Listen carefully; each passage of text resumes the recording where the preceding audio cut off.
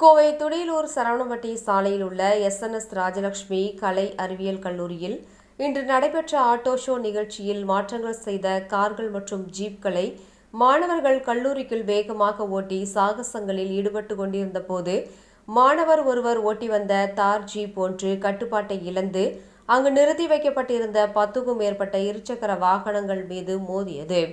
இதில் அதிர்ஷ்டவசமாக அருகில் நின்றிருந்த 2 மாணவிகள் மயிர் இழையில் உயிர் தப்பினர். விபத்து நடந்த வீடியோ தற்போது வெளியாகி பெரும் பரபரப்பை ஏற்படுத்தியுள்ளது. கோவை துடியலூர் சரவணம்பட்டி சாலையில் செயல்படும் எஸ்.என்.எஸ். ராஜலட்சுமி கலை மற்றும் அறிவியல் கல்லூரியில் இன்று துறை சார்ந்த ஆட்டோ ஷோ விழா ஒன்று நடைபெற்றது. இந்நிகழ்வில் கலந்து கொள்ள வந்த மாணவர்கள் மாற்றங்கள் செய்திருந்த தங்களது ஜீப் மற்றும் கார்களை கல்லூரி வளாகத்திற்குள் மாணவர்கள் அதிகம் இருந்த பகுதியில் ரேஸ் ஓட்டுவது போல வேகமாக ஓட்டி சென்றனர். அப்போது மாணவர் ஒருவர் ஓட்டி வந்த தார் ஜீப் ஒன்று கட்டுப்பாட்டை இழந்து பார்க்கிங்கில் நிறுத்தப்பட்டிருந்த 10க்கும் மேற்பட்ட இருசக்கர வாகனங்கள் மீது வேகமாக மோதி அருகிலிருந்த மரத்தில் மோதி நின்றது.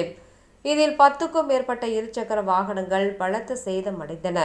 இந்த நிலையில் அங்கு நின்று கொண்டிருந்த 2 மாணவிகள் அதிர்ஷ்டவசமாக மயிர் இழையில் உயிர் தப்பினர். இது குறித்த வீடியோ காட்சிகள் தற்போது வெளியாகி பரபரப்பை ஏற்படுத்தியுள்ளது. மாணவர்கள் போதையில் இருந்தனரவா இப்படி கல்லூரி வளாகத்திற்குள் வேகமாக ஓட்டி வரும் வரை அங்கிருந்த செக்யூரிட்டி ஆட்கள் தடுக்கவில்லையா போன்ற கேள்விகள் எழுந்துள்ளன. கல்லூரி வளாகம் இது குறித்து கருத்து எதுவும் தெரிவிக்க மறுத்துவிட்டது.